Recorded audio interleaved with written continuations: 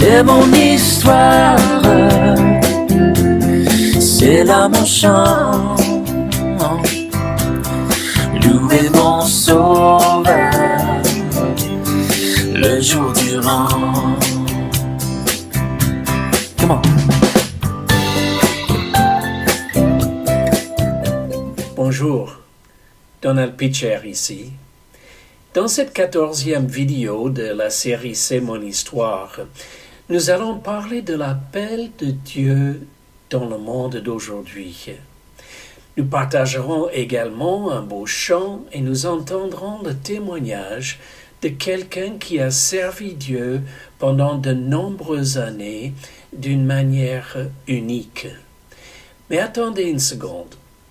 Si vous êtes jeune et plein de vie, avant de rejeter cette vidéo comme étant trop religieuse et réservée aux personnes âgées, laissez-moi vous dire ceci. Dieu vous appelle. Et oui, vous m'avez bien entendu, Dieu vous appelle.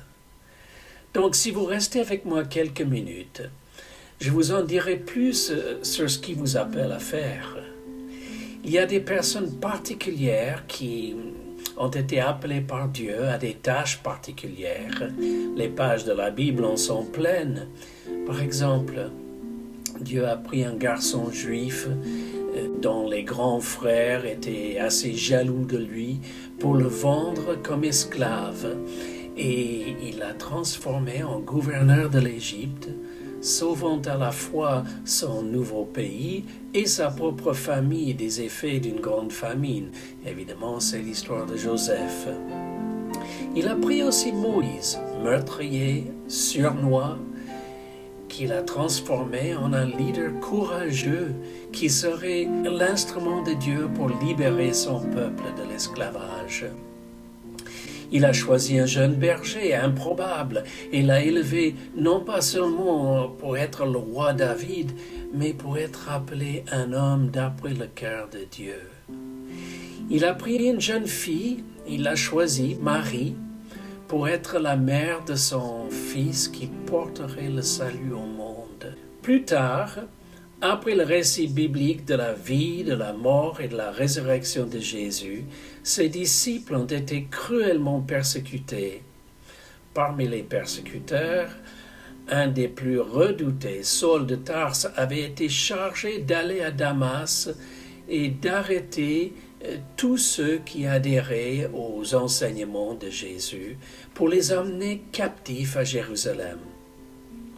Vous souvenez-vous de ce qui s'est passé lorsque Saul était en route pour Damas? Comme Saul était en chemin et qu'il approchait de Damas, tout à coup une lumière venant du ciel resplendit autour de lui.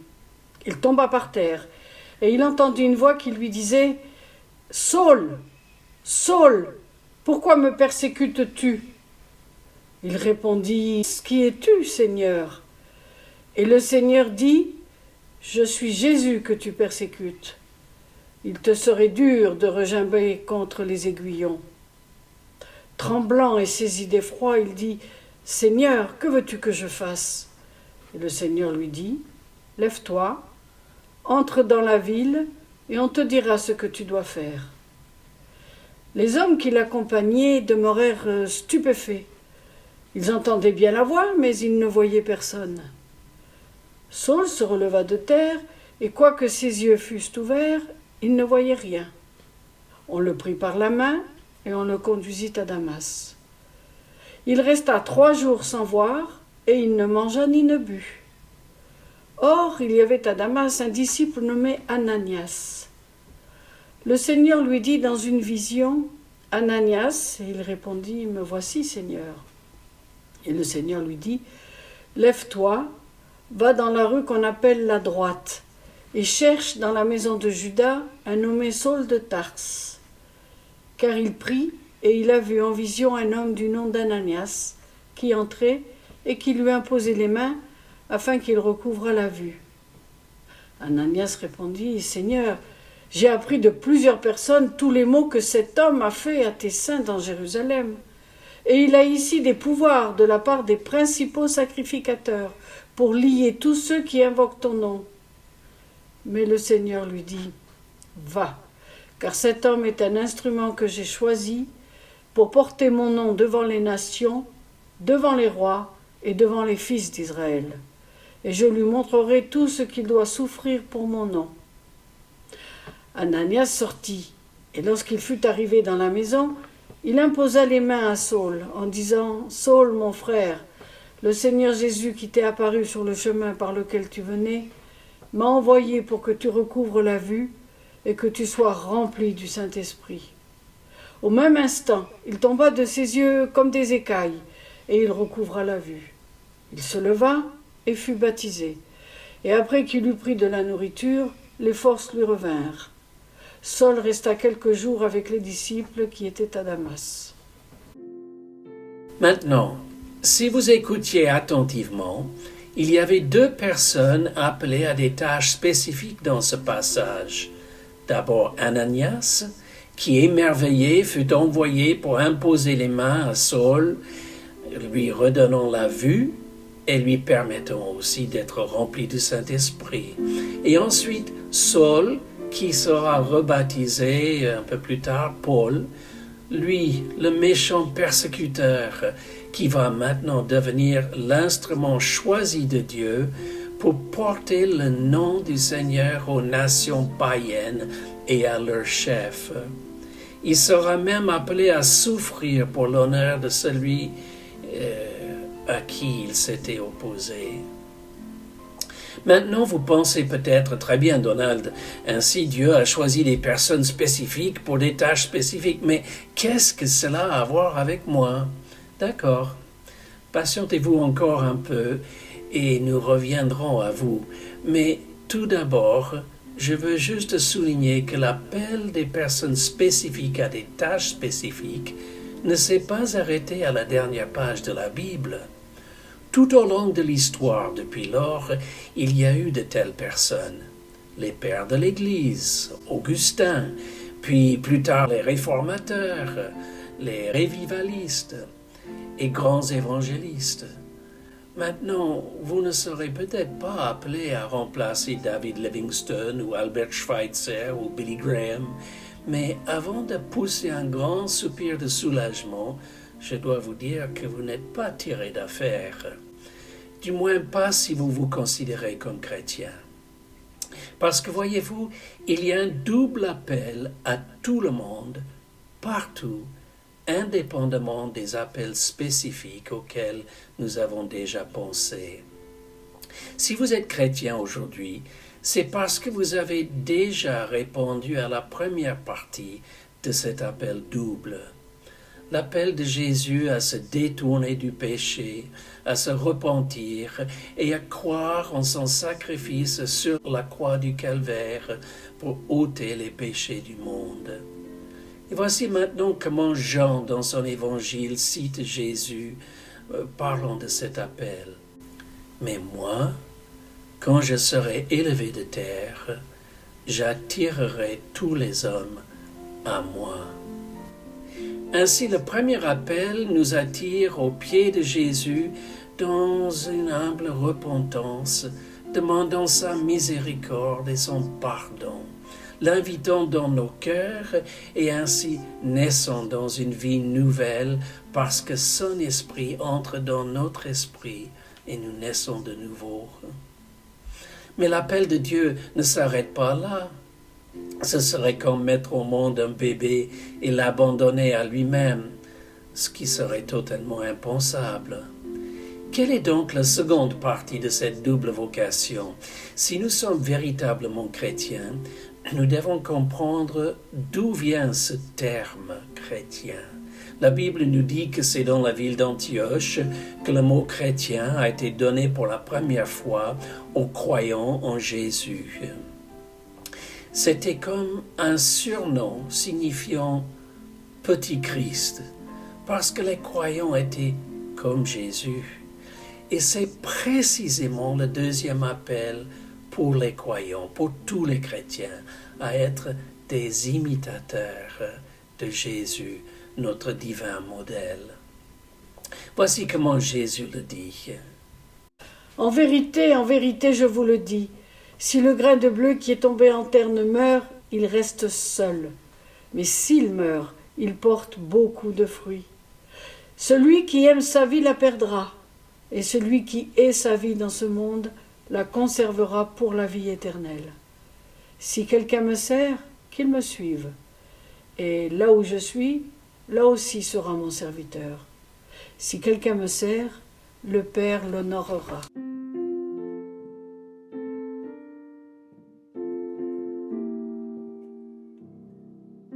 Être chrétien signifie que nous sommes appelés à suivre Jésus et à le servir. Et comment fait-on pour le servir? Alors Jésus dit à ses disciples, « Si quelqu'un veut venir après moi, qu'il renonce à lui-même, qu'il se charge de sa croix et qu'il me suive. Car celui qui voudra sauver sa vie la perdra, mais celui qui la perdra à cause de moi la trouvera. Et que servirait-il à un homme de gagner tout le monde s'il perdait son âme? Ou que donnerait un homme en échange de son âme? Car le Fils de l'homme doit venir dans la gloire de son Père avec ses anges, et alors il rendra à chacun selon ses œuvres. »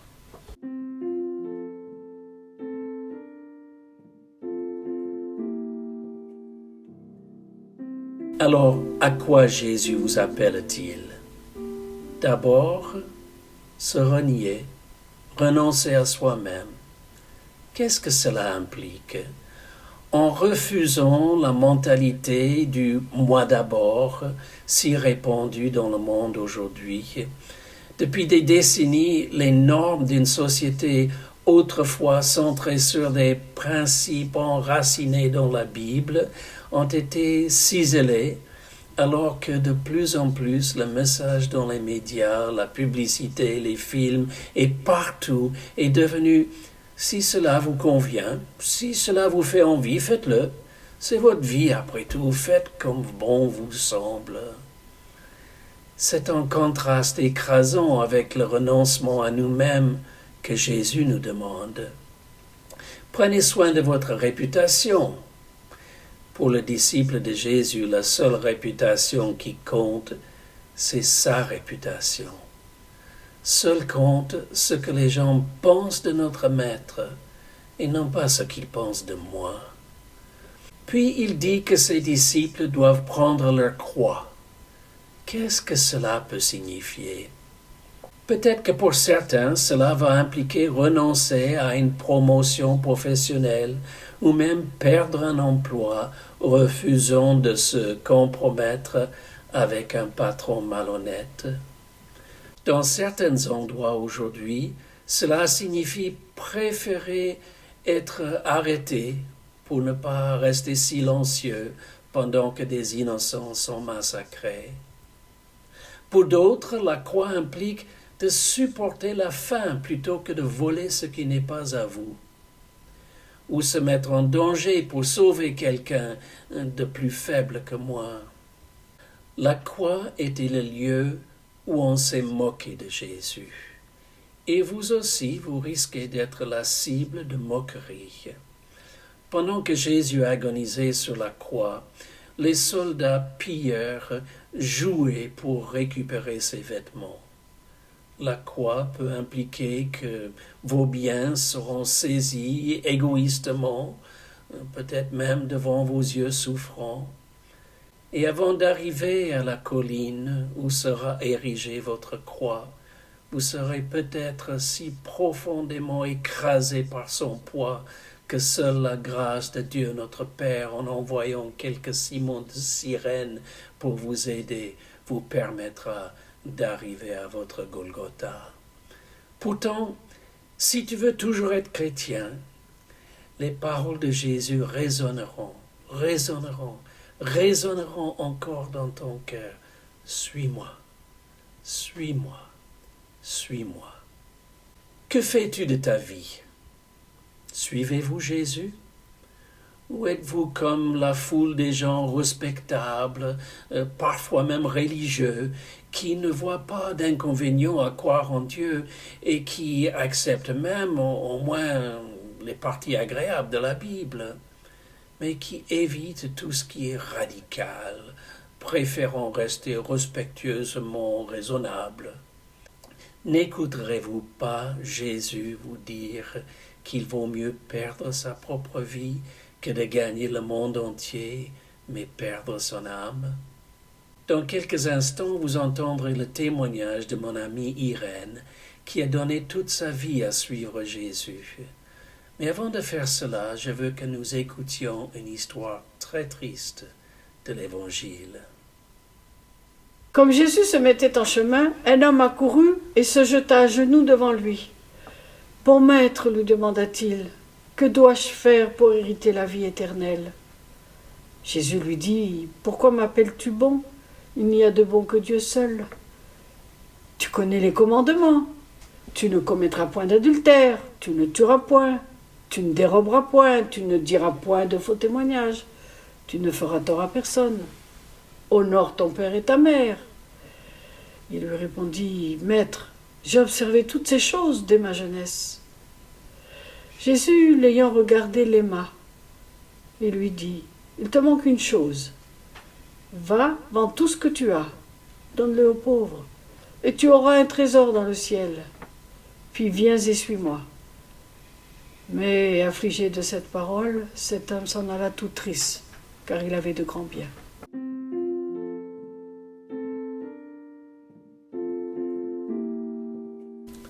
C'était là un homme bon.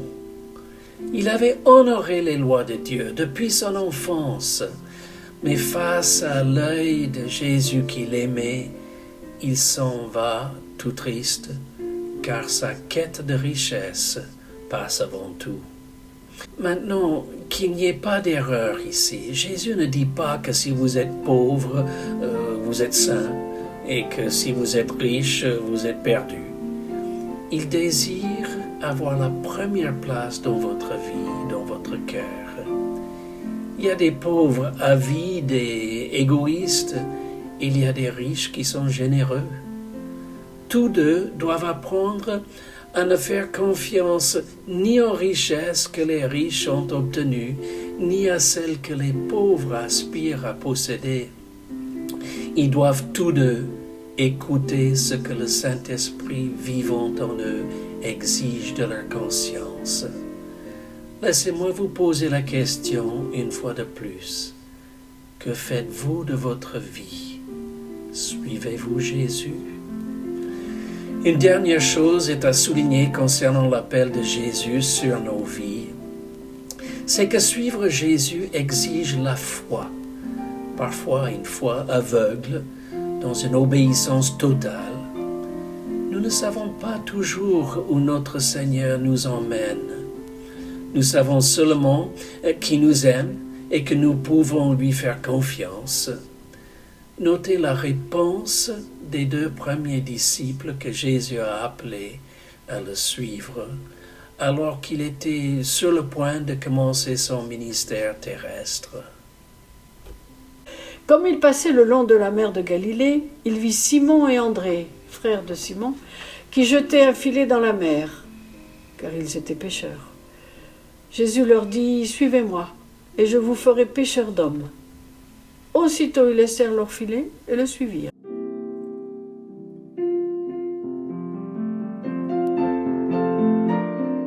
Quel que soit votre âge, quelles que soient vos capacités, quelle que soit la couleur de votre peau, où que vous viviez, vous aussi vous êtes appelés à suivre Jésus. Déposez vos filets. Lâchez tout ce qui vous empêche d'être son disciple. Laissez vos filets derrière vous. Impliquez-vous dans le travail d'amour, de la pêche pour les personnes qui ont besoin du message de son amour. Votre joie sera à la fois immédiate et éternelle. La voix du Seigneur m'appelle, prends ta croix et viens suis-moi. Je réponds, Sauveur fidèle, me voici, je suis à toi. Jusqu'au bout, je veux te suivre dans les monts.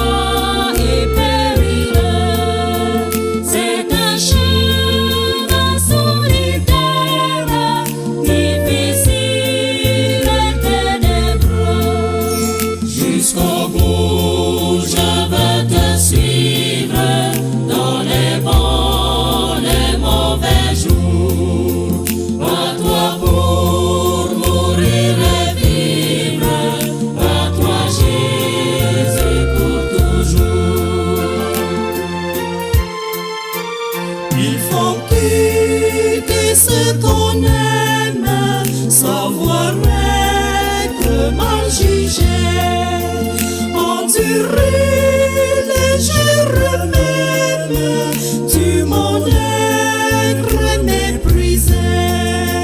Jusqu'au bout, je veux te suivre dans les bons, les mauvais jours.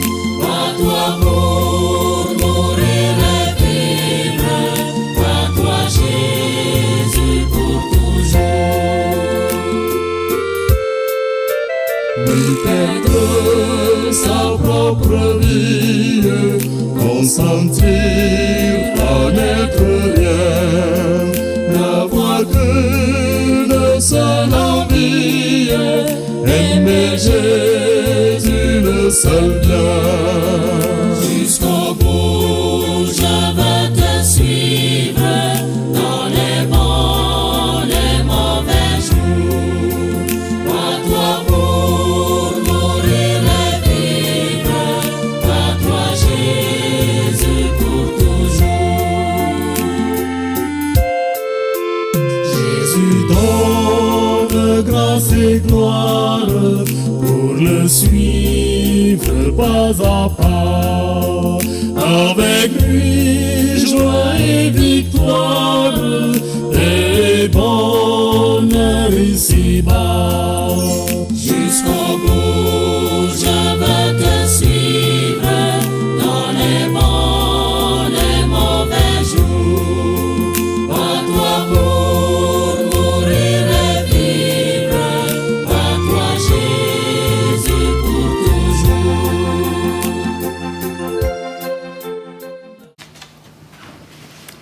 I was invited by my friend Don Pitcher to share with you some thoughts from my own spiritual life journey.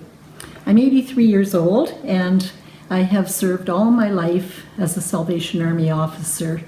That usually means being a minister or a pastor in a Salvation Army church.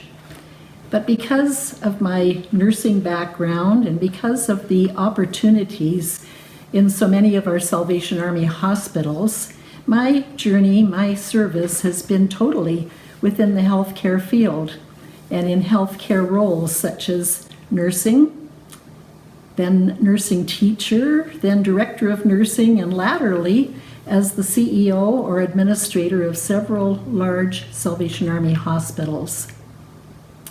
Don has suggested two areas for discussion. First of all, how I became a Christian, and secondly, a favorite Bible verse and why I chose it. Well, I was born into a Christian family. My parents taught me as I was growing up about being a Christian, about knowing Jesus, about letting him come into my life.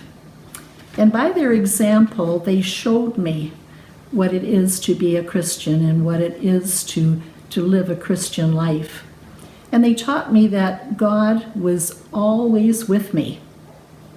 They also taught me the importance of listening to God for his will and his purpose and his guidance for our life. And that influenced me as many years later I listened to God's call and felt that he was calling me to serve within the Salvation Army.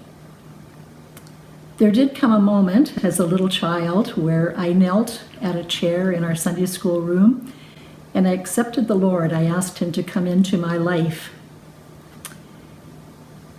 But it was really a year or two before that I had my first real experience, my first real encounter with God. It was in a boating accident where I fell into the water, into the surface of a deep lake from a boat, and almost was drowned. And it was through that experience that I learned that God would always be with me in every experience in life. That influenced my call to serve the Lord lifelong. And I found in responding to that call, that there was a wonderful adventure, a fulfilling ministry.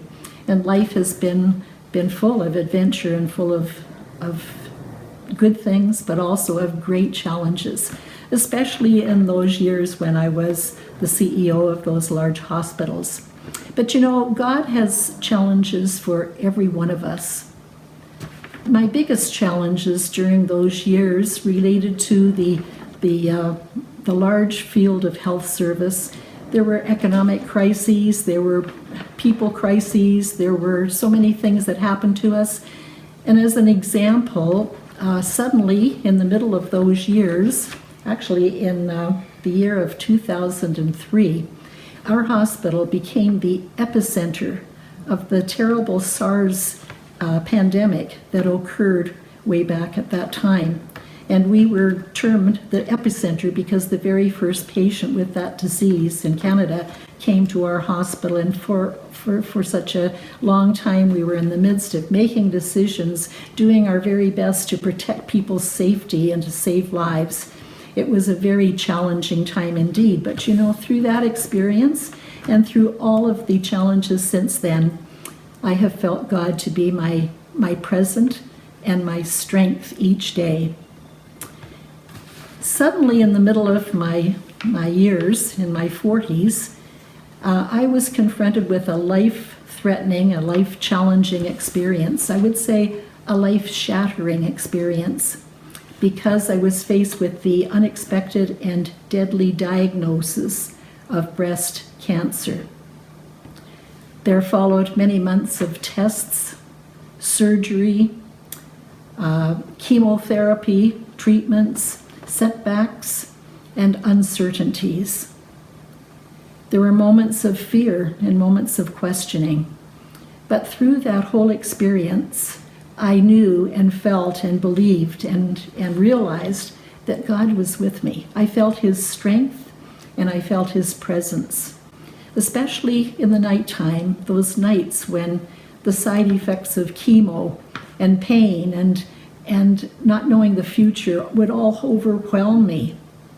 At those times, I would reach up. I would reach up for God's hands, and you know, I felt His hands in mine, holding me, strengthening me. Almost physically, I could feel His presence.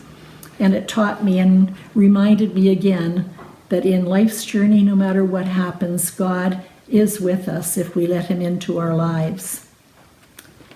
Because of that trust in God and because He was holding me, I was able to relax in His love.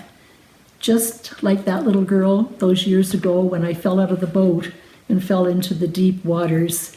At that time, I just relaxed and felt God's love around me. And so today, because of life experiences and because of what I've been taught and because of God's Word and His presence in my life, I have learned and I know that God is with me today. What a wonderful thought, what a wonderful promise, God with us. And so you'll probably realize and know why I have chosen 2 verses in Matthew to talk about today. They really summarize my testimony. And the first one, verse 21 in Matthew 1. Elle enfantera un fils, et tu lui donneras le nom de Jésus, car c'est lui qui sauvera son peuple de ses péchés. And then a verse or two later says, and his name will be Emmanuel, meaning God with us. What a promise. What a balance and a basis for our lives. So today, in these years and days, I'm retired, but we in our world are all facing the challenges of life. We've just come through and are still going through that worldwide pandemic.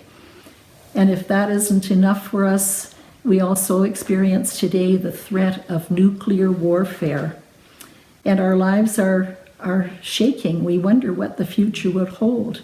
But you know, because we know Jesus and because He has said that He will be with us always, we can rest, we can relax in His love, and we know that no matter what happens, what the challenges might be, that He will be with us and will help us through. And we can know His presence and His confidence in our lives day by day. For all those that are listening, I hope that we will keep our hearts open to God, open to His 2 beautiful gifts, His gift of salvation, Jesus, who saves us from our sins, and Jesus Emmanuel, who is God with us. To think that the God of eternity came down to our earth and dares to walk with us day by day, to live in our hearts, to forgive our sins, and to give us that confidence and knowledge that no matter what happens in our lives or in the journey on here on earth, God is with us. We can trust his faithfulness, we can trust his love, and we can trust his promise that he will be with us no matter what happens, even unto the end of everything. May that be our experience, each one of us today. God bless you.